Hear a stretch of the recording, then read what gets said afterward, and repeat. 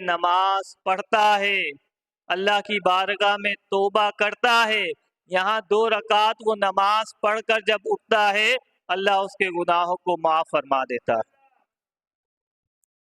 یعنی یہ جو ہے صحابہ اکرام کا طریقہ تھا کہ نبی کے عمل کو دیکھ کر عمل کرنا ہے، نبی کا عمل پوچھا کرتے تھے۔ یعنی صحابہ اکرام کو کوئی بات پہنچتی کہ آقا کریم نے یہ عمل کیا ہے تو نکل پڑتے تھے کہ آقا نے یہ عمل کس طرح انجام دیا، ہمیں بھی اسی طرح یہ عمل کرنا ہے۔ یعنی آج اگر ہم بھی اپنے نبی کے طریقے پر چلیں، خدا کی قسم کامیابی ہمارے پیچھے خود بخود چل کر آئے گی۔ نبی کے طریقے میں کامیابی ہے، نبی کی سیرت کو اختیار کرنے میں کامیابی ہے۔ آقا نے حضرت عثمان غنی کی شان کس طرح بیان کی۔ اما عائشہ فرماتی ہیں کہ میرے حجرے میں آقا کریم تشریف فرما تھے، آپ کی پنڈلی مبارک ظاہر تھی، صدیق اکبر آئے تو میں نے کہا کہ میرے والد کریم آئے ہیں، آقا کریم نے کہا بھیج دو، آقا کریم اسی طرح بیٹھے رہے۔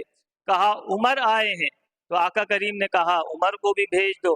تھوڑی دیر کے بعد کہا کہ عثمان غنی آئے ہیں، آقا کریم نے فرمایا کہو ان کو ٹھہرو، عثمان غنی کو ٹھہرنے کا کہا، پھر آقا کریم نے اپنی پنڈلی کو ڈھانپ لیا۔ اما عائشہ فرماتی ہے میرے والد آئے، آپ نے جو ہے پنڈلی نہیں ڈھانپی، جو ہے عمر آئے، آپ نے پنڈلی نہیں ڈھانپی، عثمان غنی کے آنے پر آپ نے پنڈلی ڈھانپ لی۔ آقا کریم نے فرمایا میں اس سے حیا نہ کروں جس سے اللہ کے فرشتے بھی حیا کرتے ہیں۔ یعنی آپ دیکھیں عثمان غنی کا یہ مقام، یہ شان۔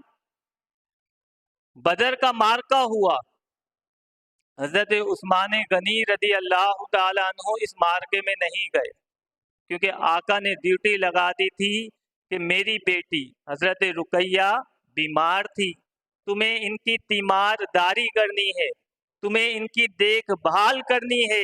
عثمان تم بدر میں نہیں جاؤ گے، تمہیں جو ہے اپنی بیوی کی حضرت رقیہ کی تیمار داری کرنی ہے، ان کی خدمت کرنی ہے، ان کے لیے جو ہے آپ کو خدمت انجام دینی ہے۔